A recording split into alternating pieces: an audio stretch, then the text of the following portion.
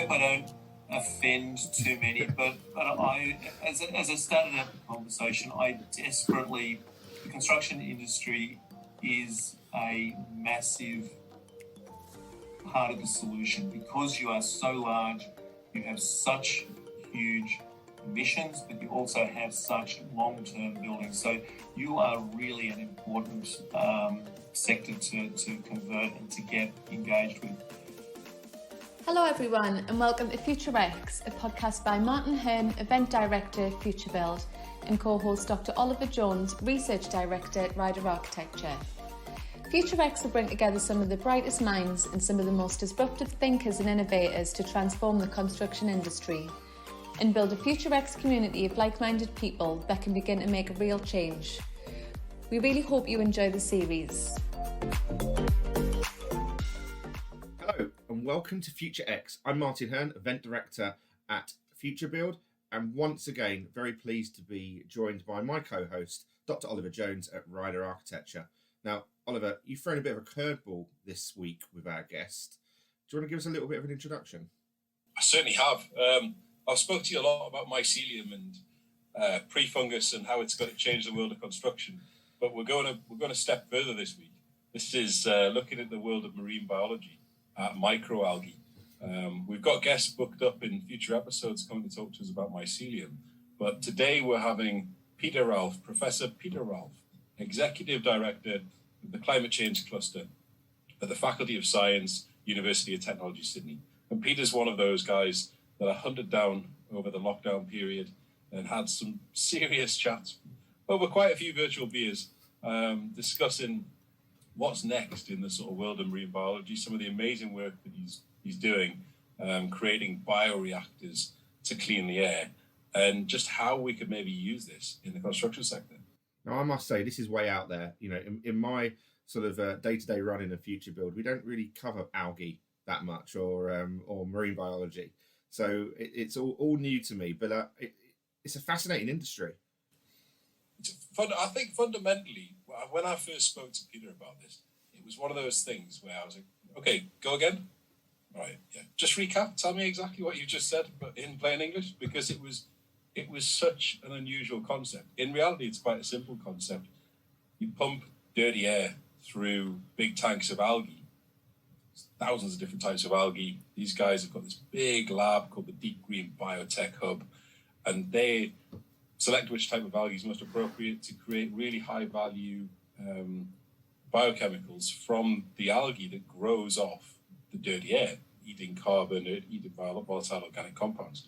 Peter's way more articulate describing the process and telling us all about it. So I'm really excited to have him on. The big thing for me is some of the massive applications that you can make. This algae is not just a really sort of simple biomass that you might burn or use as fertilizer. It's got some serious applications. Now, I've been doing my research here, so I'm going to hit you with a stat here. There's over 300,000 species of algae, and this is from Peter's video on his website. They can make almost any product. So they're focusing in sort of three areas. They're looking at the industrial applications for this, and they're looking at that sort of agriculture, industrial and medical. And that's a 350 billion industry. So it's insane. The money that's around in those industries. And one of the things I'm really looking forward to asking Peter is what's happened with the construction industry, mate?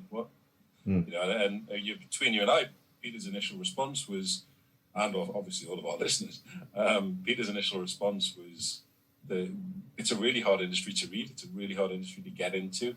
But the opportunities are immense for the construction sector. Yeah, and I'm really excited to ask him about some of the stuff they do with their SMEs and startups. They do a huge amount with climate entrepreneurs because looking at a little bit more in depth at the use of algae, some of the products they're producing can really reduce those CO2 emissions. They can process wastewater and produce planet-friendly food and products. So I've seen that they've come through with a low CO2 beer as well in the brewing process. Oh, absolutely. I mean, you'd expect it from the guys in Oz, wouldn't you? But they're focused on collabs and partnerships with breweries as a number one. But in all seriousness, there is a lot of emissions that come off the brewing process and other manufacturing processes. I think the key takeaway for me, before we even get into speaking to Peter with this, is Peter's the guy who changed my view on carbon. You know, he up until that point, everything still is about decarbonising. I think we've fundamentally got that wrong. I think, of course, we need to achieve our climate goals, but we need to do it not by removing and decarbonising absolutely everything. We need to do it by looking at carbon as a really valuable resource that we can use. And part of my thinking recently is that, are we going down slightly the wrong tack here? Are we trying to cut carbon out entirely? When in reality, we're having exactly the same conversation alongside it around the circular economy and how to reuse all of our waste streams and our waste products. Carbon's an insanely valuable product. So, carbon capture and doing something intelligent with carbon, I think, is the way forward. And Peter's at the forefront of that. Brilliant. Well, also another first for us, we've got our first international guest. So he's dialing straight in from Australia. So should we get Peter on board? Absolutely, let's go for it. Hi, Peter. Absolutely fantastic to have you as a guest on the FutureX podcast. Thanks for the opportunity. Looking forward to it. It's been a while since we spoke. What's happened since? We've had new arrivals in the family, but I'm really glad to welcome you here on your evening and our morning. Tell us a bit about where you're joining us from. So I'm joining you from Sydney. So downtown Sydney, we've just finished all the floods. We've had our second day of sunlight in probably 2 or 3 weeks. We've had some pretty crazy weather here. So we're just heading into winter. Oh, mate, I'm joining you from a very sunny Newcastle, as always.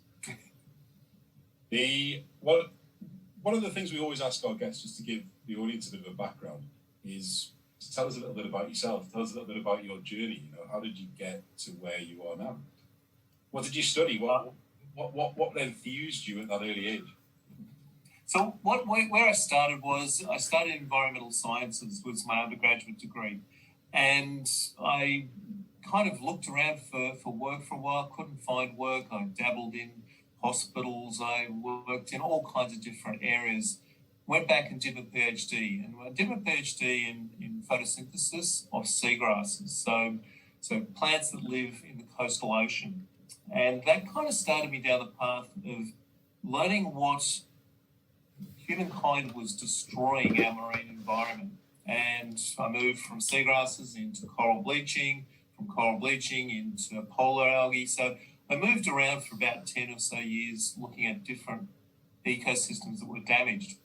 Now, about 10 years ago, we had a new dean in the Faculty of Science, and he said, "Oh, so Peter, what do you do?" And I said, "I do photosynthesis of aquatic plant systems." He said, "What do you reckon about biofuels?" And I said, "I reckon it's a crock." And he goes, "Oh, well, you're exactly the person that should fix this because you've got opinions about it. You seem to understand photosynthesis, so why don't you do something about it?" I went, interesting problem, yeah? Doesn't mean that I've solved biofuels, but I certainly, it channeled me down that path. And it turned me from being, when I give public lectures in my former times, I was Dr. Death. I was telling everyone how ecosystems were being damaged and destroyed by humankind. I pivoted that because people at the end of the seminar would say, "So what do we do?" I'd say, "Oh, get an electric vehicle, eat less meat." And it wasn't enough traction. So I thought, "Oh, why don't I move my research program to actually come out with solutions?" And so about 8 years ago, we started down the path of using photosynthesis and algae to fix the planet and haven't looked back since. Mate, that's our jumping off point. So for the audience, and again, probably for us guys, just to get our heads around it, tell us exactly why algae is important and give us a sort of a brief potted process history of what you guys do. Okay, so algae is every second breath of oxygen that we take every day that we live every second breath has come from algae. Every other breath has come from the forests, the terrestrial forests. So there's massive amounts of oxygen that algae makes. Now, algae can be two types. They can be seaweeds that we see on the seashore, which are little plants that flap around in the water. That's a seaweed or a macroalgae. And the other type of algae is single-celled, and that you can't see with the naked eye. You have to look at it under a microscope. So 2 types of algae, 300,000 to 400,000 different species. We currently exploit about 10. And the genetics and the biochemistry of microalgae is massively diverse. They make all these really cool compounds to defend themselves against predators, to attract other algal cells, to attract bacteria. So the biochemistry is massive, and we can use that biochemistry to make stuff. So we can make sugar, we can take sugars out of the algae, we can take oil out of the algae, we can take protein out of the algae. So I can convert an algae into food, feed, pigments, paints, glues, you name it. There's endless potential for products to be taken from both seaweed and microalgae. It feels like we're at the sort of dawn of this. I mean, clearly you guys have been doing it for quite some time, but we're at the dawn of this untapped potential in the biotech space. In that, we're having exactly the same conversations around mycelium and the fact that we just don't understand. We don't understand 99% of the opportunities of what it can do. I feel exactly the same about the way you're telling me about microalgae. We were just scratching the surface of what's possible, but the initial findings are pretty impressive. You're right, because I think what we've got to set our minds to is we've come through the Industrial Revolution. We've used hard chemistry to crack a molecule to turn it into something that we need. Now we've got the opportunity to let biology do the hard work. Whether or not it's mycelium, they make some pretty amazing compounds as well. You've got the cell doing the cellular biochemistry, making the products for you. So if you can tweak the biochemistry, or you can change the genetics of it, you can let the cell do all the hardcore chemistry for you and just take your products from the cells. So I think this is the change that we've got to see. The biology is doing the hard chemistry now, whereas before we had to do it. And we made a lot of pollution along the way creating these compounds. If we let the cells do it, provided we use all the cellular biomass, we haven't got any pollution left. Peter, I think, what stands out for me there is you described, you can make sugars, paints, chemicals. These are traditional industries that are so damaging to the environment. What's holding back doing this via algae then? Scale. It's just the scale. The biochemistry is there, the knowledge and the techniques are there. We can do these processes really, really efficiently and with limited contaminants, pollutants. The chemistry can be very green chemistry. The only problem is we're up against industries that have been around for 50 years, 100 years. They've used, and this is where we get into the fossil carbons. So the petrochemical industry makes most of the paints, makes most of the plastics. That industry has been around for 100 plus years. The plastics are essentially a waste product, so they're coming for a cheap product. We're competing with commodities. So as soon as we can get to scale, we can make these products. It's not a technical limitation, it's just a cost. And I think with the shift in community recognition of climate change and the want to decarbonise, we're going to see a shift. People will pay a premium for a bioplastic. They'll pay 10% more for a bioplastic. If we can get our economics and scale-based production working, society will want these products immediately. If we can't get the prices right, we've got to wait for government to establish procurement, preferential procurement, where they encourage industry to select these smaller scale productions. So it's production scale. And I guess just to break it down for the audience, and Peter, feel free to tell me that's absolute nonsense. That's not the way this works. But to break it down visually, you're taking a load of dirty air. You're taking air that's full of carbon. You're taking air that's full of VOCs. Real high emission, nasty stuff.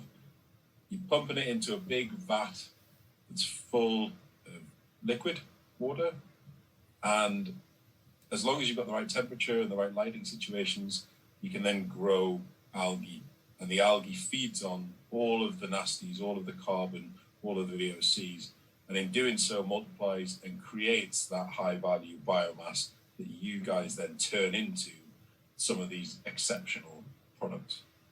Yep, 90% right.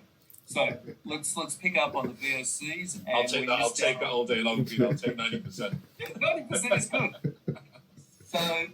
So the VOCs, and we also have to stick nitrogen, phosphorus in. So everything you said. So take a flue gas that's got contaminants, that's got sulfur, it's got all kinds of other things in it. Most of those will be taken up by the algae. Some of them may be toxins. They may damage the algae, but they still go into the biomass. Now, if you've got a flue gas from an engine or an industrial process that is not food grade, you sure won't be making an algal-based food. But you could make a plastic, you could make a fibre, you could make any product with those contaminants that are in the biomass. So the contaminants, provided you're not having it going into wall panels, why can't we have contaminants that are being stuck in a wall panel? The carbon's in the wall panel, it's in a wall panel for 50 years.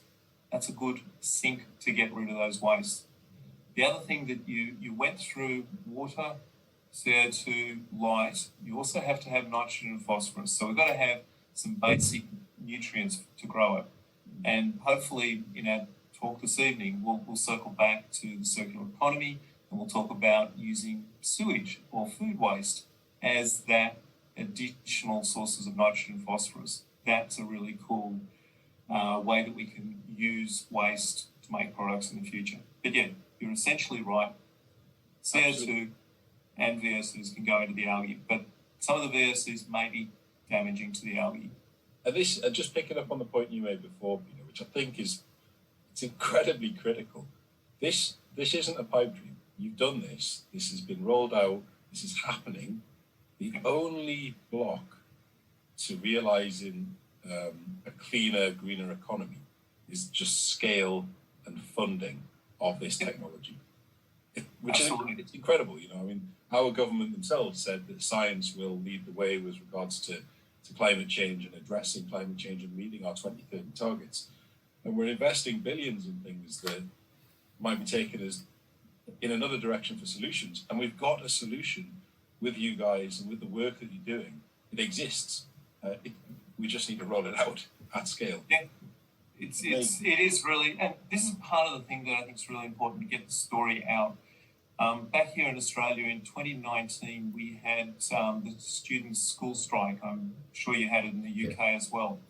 That was devastating for me to see all of these scared 16-year-old school kids going, oh my God, the future is so bleak. Climate change we have no future. And the problem was that we're not getting the stories out. Yes, we need a bit more R&D. Yes, we need to get to scale. But essentially, the technology's here, and school kids and the general public need to realise that the scientists are getting damn close to solving the problem. What we've got to do is we've got to work with the big industries that get the big impact. And guess what? Construction's one of them. You guys have got a huge carbon footprint attributed to your practice. The inverted carbon from a lot of your products, a lot of the production carbon. You guys can make a big difference. And I think the really exciting thing for me, looking for opportunities with construction, is you can also stick the carbon away for a long time. You've got buildings that, if we don't knock them down, they're there for 50 years. So that means that carbon's out of the atmosphere for 50 years. The longer we can have products stuck in buildings, we don't have to stick it in the ground. Who wants to capture carbon at a huge cost and then just stick it in the ground and hope it doesn't come back into the atmosphere? I'd much prefer to catch that carbon, stick it into an algal biomass, turn that algal biomass into carpet, turn it into wall panels, turn it into a foam to be used for insulation. And every year that product's in a building and it's not thrown into landfill, that product is keeping the carbon out of the atmosphere. That's an awesome way to solve the problem of the planet. And we talked about this very briefly, but yeah, I think you totally credit you, Peter, with changing my views on carbon. Really, after the first time we spoke during lockdown, I really started to question decarbonisation. And actually, are we focusing on maybe the wrong activity, which is removing carbon from the chain, when actually there's a massive opportunity here, given everything you've talked about with the circular economy and reusing waste from supply chains. Carbon's insanely valuable to us, so let's just use it way more intelligently. And given the fact that we're in the built environment, we've got an unbelievable opportunity to be able to influence how we could capture carbon through our buildings and through our infrastructure and the design of our environment. Yeah, look, I hate to go against the flow. Decarbonisation is a really critical path, and I think the governments around the globe have to focus on that. But maybe a slight nuance to the word might be defossilisation. So instead of us taking carbon out of the equation, it's taking fossilised carbon out of the equation and just stripping atmospheric carbon, sticking into every single product we can think that's a sink. And this is new economies, and this is exciting new economies. And going back to Martin's earlier point, it's letting the biochemistry of the cells do all the hard chemistry for us. So it's a really exciting new frontier, and we shouldn't see carbon as the enemy. We should see carbon as the glue that sticks our nitrogen, phosphorus together to make a polymer, to make an oil, to make a product for society. And the products that stay out of circulation the longest are the most valuable to us. That's where we really need to go. Peter, I was reading on your website about the Greenlight Accelerator program that you have, and it's just fascinating to see, Oliver said a little while ago that this is at a really early stage of development, and you've got some really interesting entrepreneurs now and innovators coming through and really driving that new innovation. Can you tell us about some of the stuff that's come out of that program? So Greenlight's a really exciting accelerator program. So what we do is we take entrepreneurs that have got an early idea. We bring them inside the university. We give them access to our technical experts. We workshop with them to teach them and to hone their technology. If there's a few rough edges, we fix it up. And we get them moving towards commercialization. So it's a great way to fast track it. Now, the interesting thing, as I started out talking, there's two types of algae. There's seaweeds and there's microalgae. We've run several dozen groups through the accelerator. The vast majority are seaweed startups. And whether or not that's something uniquely about Australia, we've got much greater interest in seaweed than microalgae. Now, I see it as having fewer products that we can turn into useful things in society, but certainly the Australian entrepreneurial startups are absolutely focused on macroalgae, and that's a real big growth area across Australia. You tell us a bit about some of the big products that are coming out of this, Peter. You've mentioned, unbelievably, aviation biofuel. Yeah. So one of the big activities in Australia now is a seaweed called Asparagopsis. So this is the seaweed that is used to feed to cows that produces the methane emission. There's probably 5 or 6 startups around Australia. There's lots of new leases. There's lots of growth in growing Asparagopsis as a bioproduct for methane reduction.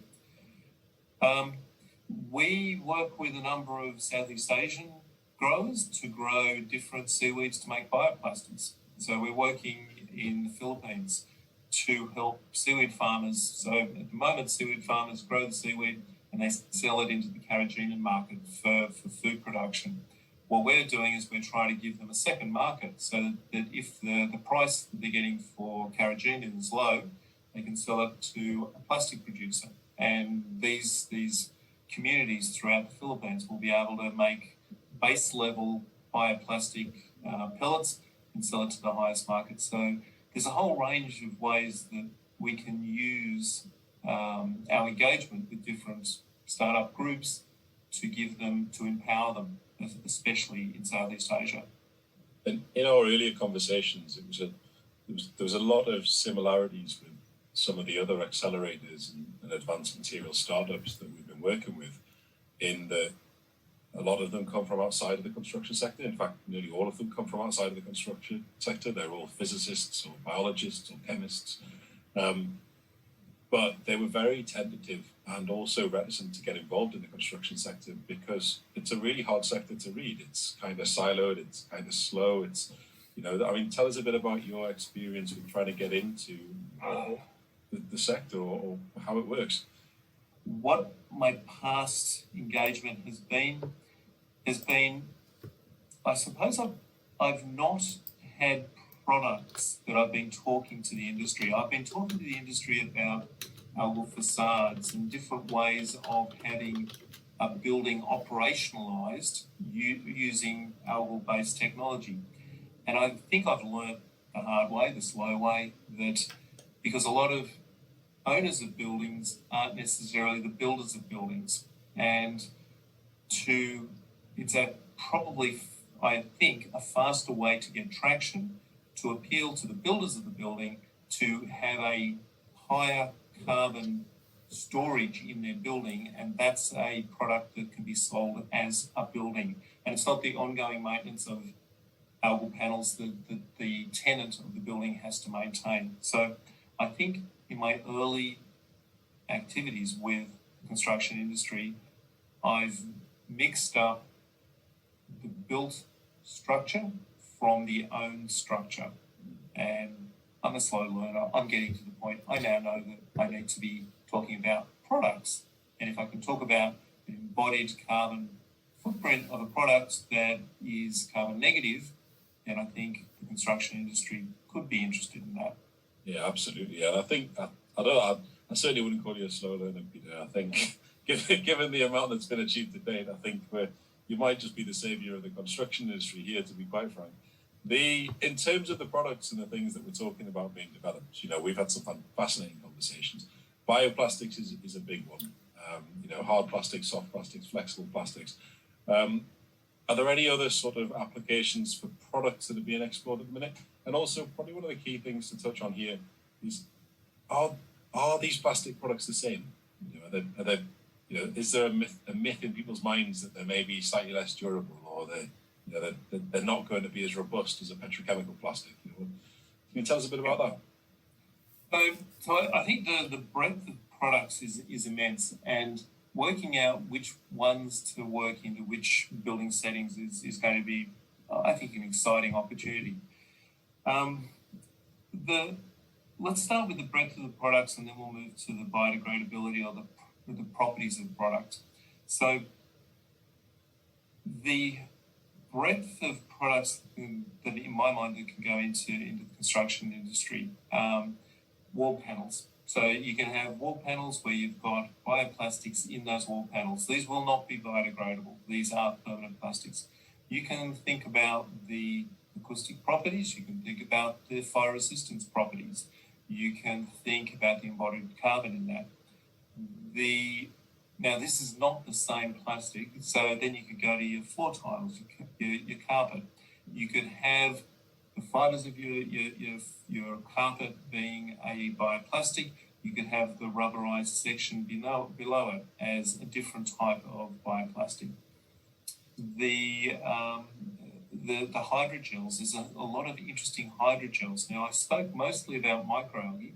The hydrogels come from the seaweed. So these are water-absorbing, moisture-absorbing gels. Essentially, it's agar and jelly. And they're putting these into wall panels for moisture removal and moisture control. Foams. We made our first, there's groups around the world that have been making foams, algal foams, for a couple of years now, and they're putting them into shoes and yoga mats. We made our first foam about a week or two ago. Really proud of it, and I think there's some great opportunities for making foams for the construction industry, because expandable foam, you've got to fill the gaps, you've got to stick this carbon somewhere. So all of these types of products are technically out there now. Are they at scale? No. Are they cost competitive? No. Going back to your question of properties, one of the really important things that I've learned over the years talking to end users of plastics is we've had the luxury over the last 50, 70 years of being able to dial up properties into our petrochemical plastics. Now everyone goes, oh, I want it to be UV stable, I want it to be oxygen non-permeable, I want it to be waterproof, I want it to be this, I want it to be that. Every time you specify a new property, you may be asking for a new plastic. So that means that we're going to get into quite complex chemistry, and that plastic is not going to be as recyclable, because it's going to be a combination of 3 or 4 different added compounds. So the simpler we can make our plastics, the more recyclable they're going to be. And I think the closer we get to a petrochemical plastic, the more complex the chemistry we're going to have to perform on it. So I hope there's a middle ground that we can get to where we accept a simpler property and don't demand identical properties to petrochemicals, because as a waste product from the petroleum industry, they've put a lot of their costs into giving all those extra properties. Yeah. And let's hang on the circular economy side of things for a moment, because I think it's so important.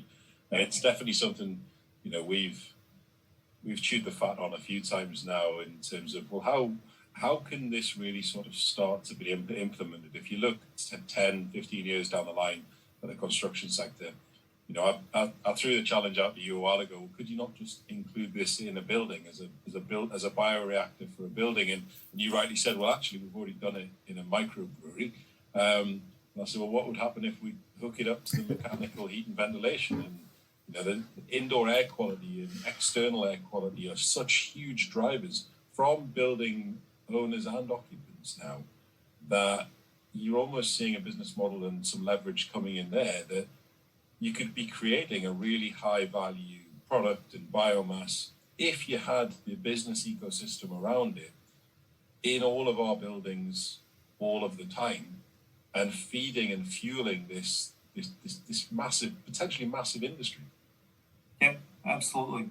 So the potential to use CO2 from a building is immense. The potential to use CO2 and nutrients or grey water from a building makes it even more circular.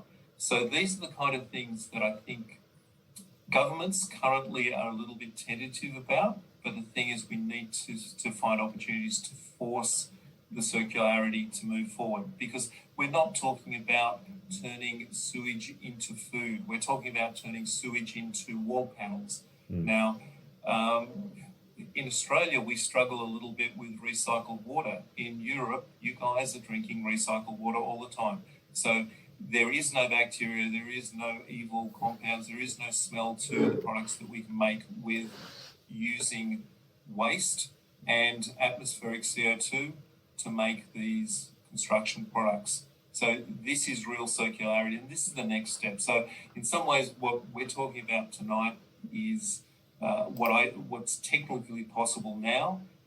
What isn't technically possible now is I'm not seeing circularity. I'm not seeing two industries sitting together on adjacent sites. One shares its CO2, the other one shares the food waste or the agricultural waste or the human waste. So we're not seeing opportunities where that's happening, and that's where we need to get some pressure to move forward, because in the next couple of years, circularity needs to be demonstrated, and circularity needs to be accepted by industry, that they can share their waste. They don't have to own their waste and make money out of their waste.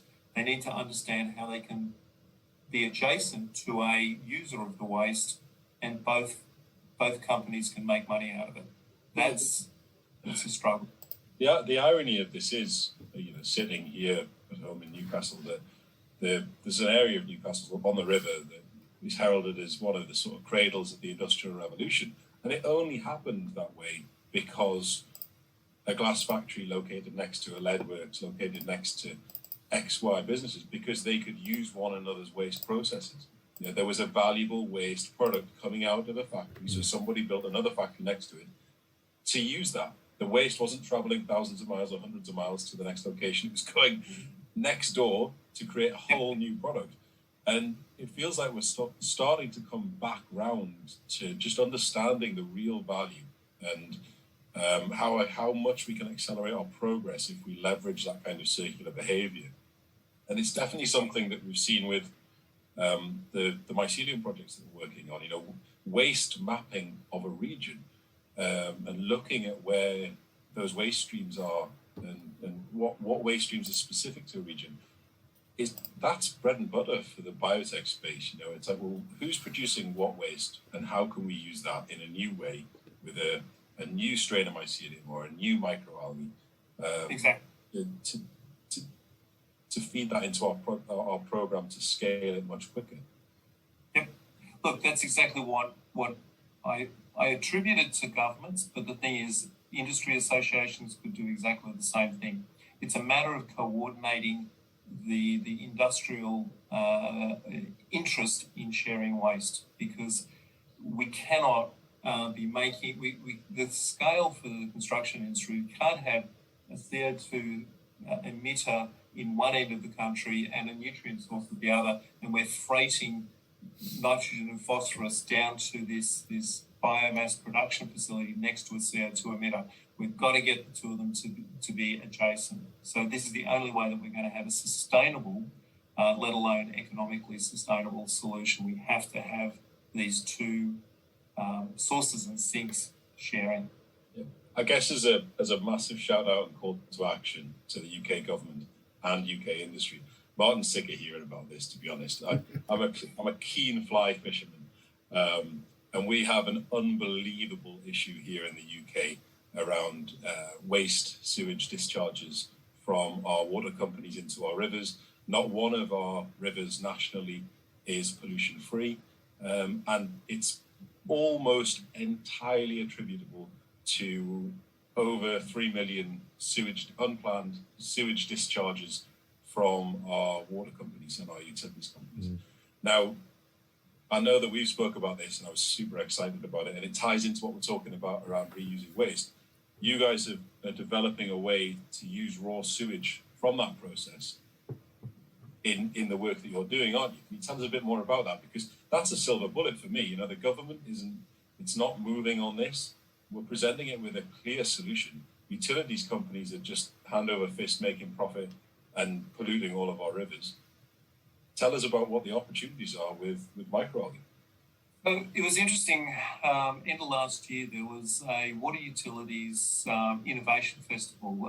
Northumbria Water Utility and Sydney Water joined together, and I pitched a project that our research group's doing called Green Genie, and this technology is a containerized algal-based carbon stripping system, but it needs to be fed with a nutrient source. And so the application for bringing it to water utilities was a water polishing. Now, you're not going to feed it with raw sewage. It's going to have to be filtered. And the real strength of this system is for polishing, for getting rid of the last bits of phosphorus and nitrogen that is really, really expensive for the water utility to get rid of. You run that through this containerized system that we've developed, and that's a way of polishing the water. So this was a technology that we won an award through a pitch fest, and we're developing it further at the moment. We'll be coming back to market probably at the end of the year to talk to people about it, because it's going to be an important way for cleaning up, polishing wastewater, but also capturing CO2. Yeah. And it sounds like you've got the answer to us having clean rivers again, Peter. And, yeah, definitely. And fingers crossed, it means that by the end of this year, Northumbria Water will have nothing but pure water to pump out of their facilities. So that's something to look forward to. So Oliver, I'm really intrigued about how you and Peter actually connected, and what are Rider Architecture doing in the in this biospace? I think cheers, Martin. I stalked Peter online and just said, look, mate, what? I think it was Young Henry's, wasn't it, Peter? The project that we haven't actually spoke about. So Peter can maybe give us a potted history of that in a second of what they've done at Young Henry's brewery. But I'd seen that they'd applied this fantastic technology that was also, typically in an architect's mind, aesthetically quite exciting. It's these huge big vats of lime neon green liquid that were just creating a really valuable thing with literally out of nothing, literally out of the air, and nitrogen and phosphates, as I now know, Peter, so thank you. And that really got me thinking about how can we use this, and how can we better utilize this within our built environment. And for me, the conversations I've had with Peter since have been both thoroughly enlightening, but also massively inspiring in terms of a future direction for the built environment. Now when you have conversations with people and naysayers around science and technology and innovation leading the way for change in addressing the climate emergency and in what we're doing in the built environment, my answer typically, particularly when referencing the biotech space, particularly around mycelium, particularly around microalgae and the processes and the products and the research going on there, is we've got the answers, we've got the technology. We just need to scale this, we need to back it, we need to wholeheartedly understand it, and we need to get behind it as a community, but also as a profession and a sector. I think the good news is, sorry, Peter, we're seeing it in the mycelium world at the moment. You talked about scale quite a lot, and those mycelium insulation manufacturers now can almost produce at the levels of some of the PIR, insulation manufacturers. So we're seeing that scale and it become a tangible solution. It'd be interesting to see what's that first, sort of algae bio product that makes that leap really in the construction industry.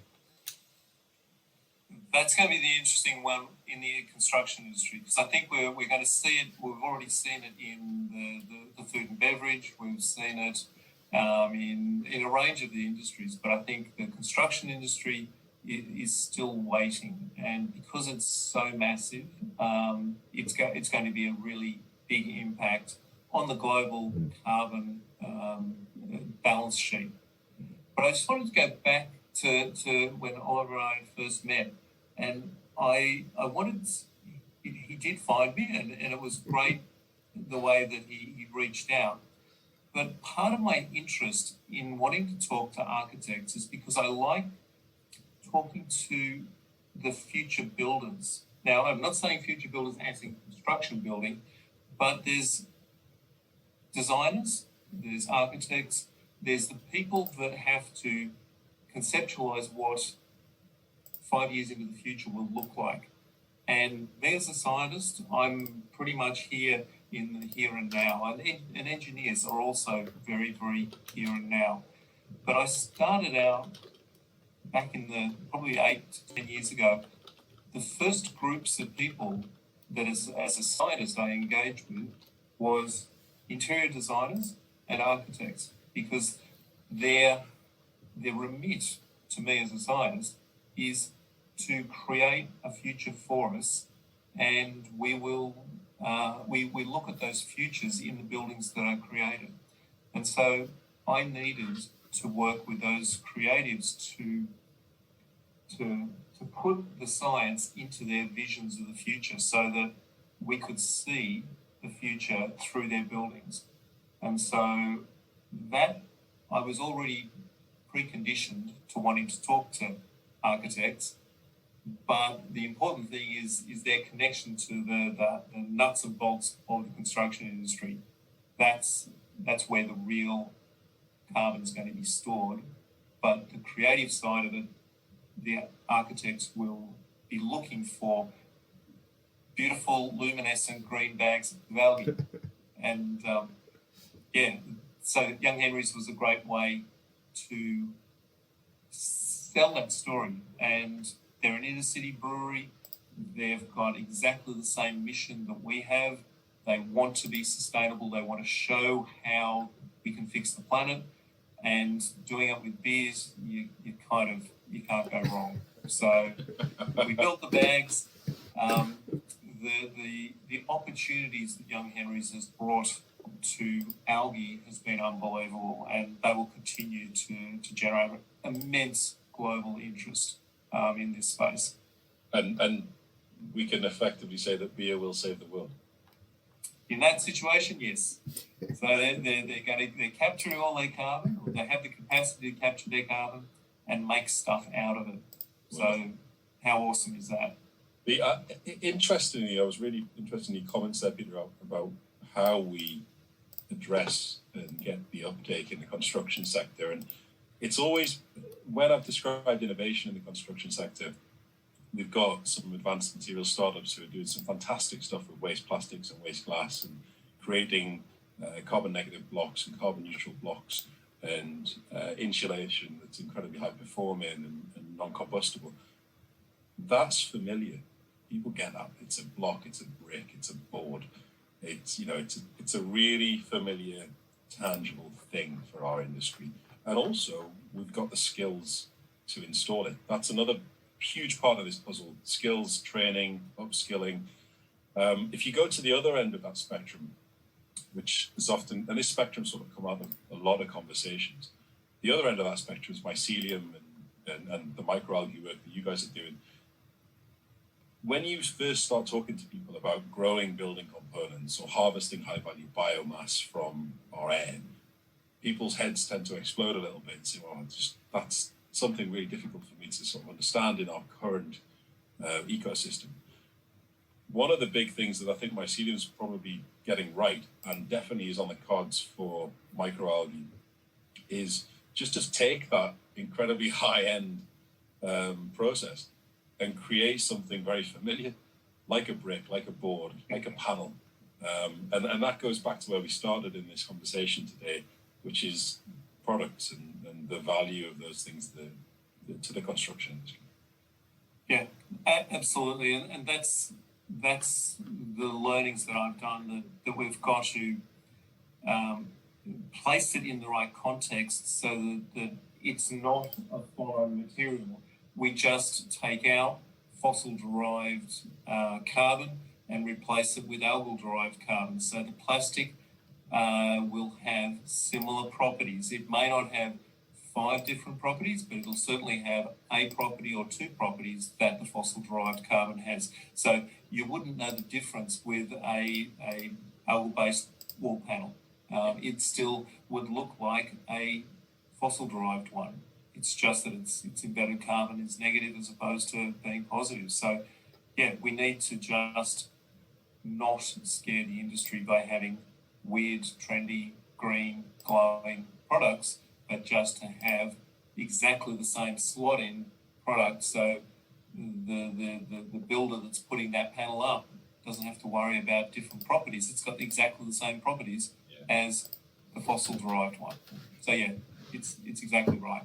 I'm super happy and really excited to be on this journey with you guys, Peter, and to continue the research that we've got planned around what do we do next with the construction sector and your hub and the microalgae products.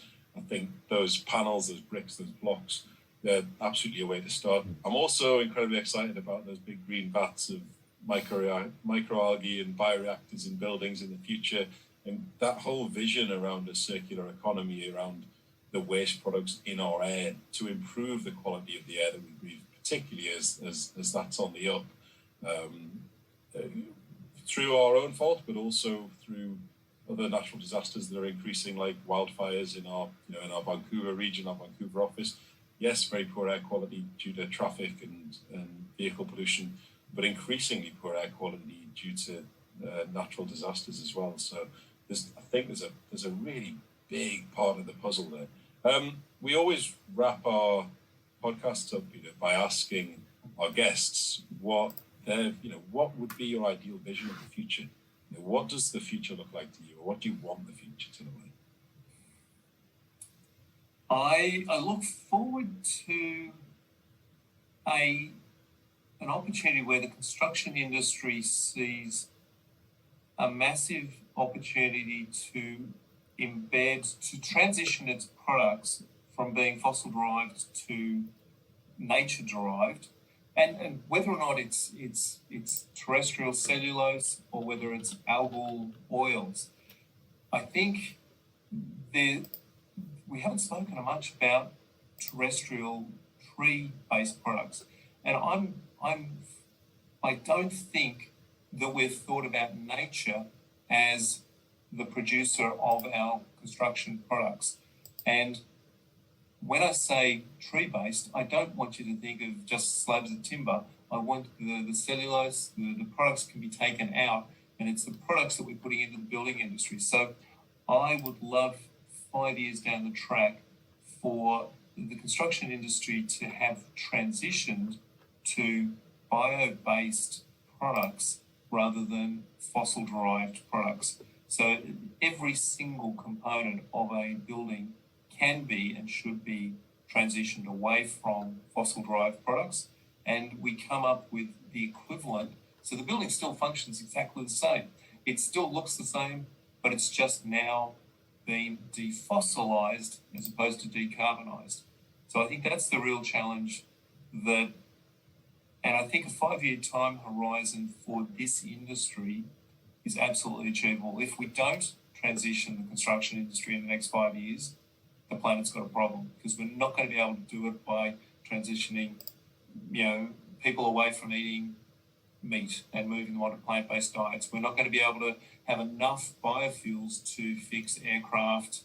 We're not going to have stationary energy for batteries for cars and for domestic use. So construction industry is a massive opportunity, and we've got a very short time window to find ways that you can economically swap to bio-based products.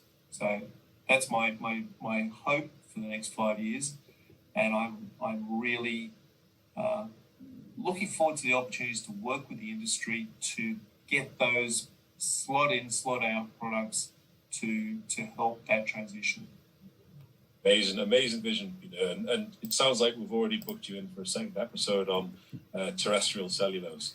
So we'll pick that one up at a whole other time. But thanks again for your time today, mate. And as always, it's an absolute pleasure catching up. Yeah, thank you. No, look, thanks for the opportunity. Oliver, it was absolutely fascinating talking to Peter, and I think he is a guest that really sums up FutureX as well. We want those disruptors, those innovators, and it's just amazing to really hear that these innovations that can solve pressing global issues exist. It's just amazing that they're not being brought through at scale. I totally agree, Martin. I think Peter's been one of the guys who just sets me alight every time we have a chat, and the possibilities and the possibilities genuinely in this biotech space are endless. As we mentioned, if these guys can produce aviation grade biofuel right now, where are the big players? Like, where are the big consortiums and the collectives getting together and just saying, look, we've got an obligation to do this. I mean, maybe this is a shout out to the Elon Musks of the world to say, look, we can fuel your rockets, and we don't need to fuel his cars, thankfully. But you can make a massive difference to the global climate emergency and the drive towards that by really backing some of these technologies and these products and helping them scale. And that's the same shout out goes to governments, but it's just what happens next and what do we do about it. And I think we'll absolutely be getting Peter back on to talk to him about terrestrial cellulose and how you can use things harvested from trees and other plant life to support even more interesting projects and even more interesting bio-based materials. And definitely engaging him in a conversation around what are the levers and what do we need to do to scale this stuff quickly, because as he rightly pointed out, we've got the opportunity to make a massive impact, but we've got about 5 years to do it. So let's hear his plans. I know. I couldn't agree more. He was the perfect guest. He's the sort of perfect embodiment of FutureX as well, and what we stand for and the people we're trying to profile. So, my final shout out would be to everyone that's listening. If you enjoyed that, please share, subscribe, and we'll be back soon with another FutureX. Thank you. Join our community to stay up to date with all things FutureX. Visit futurebuild.co.uk to sign up. Please also like them and share them to help grow our community. You can subscribe to the podcasts within your favourite podcast platform. Thanks so much for listening, and we hope you'll be back again soon.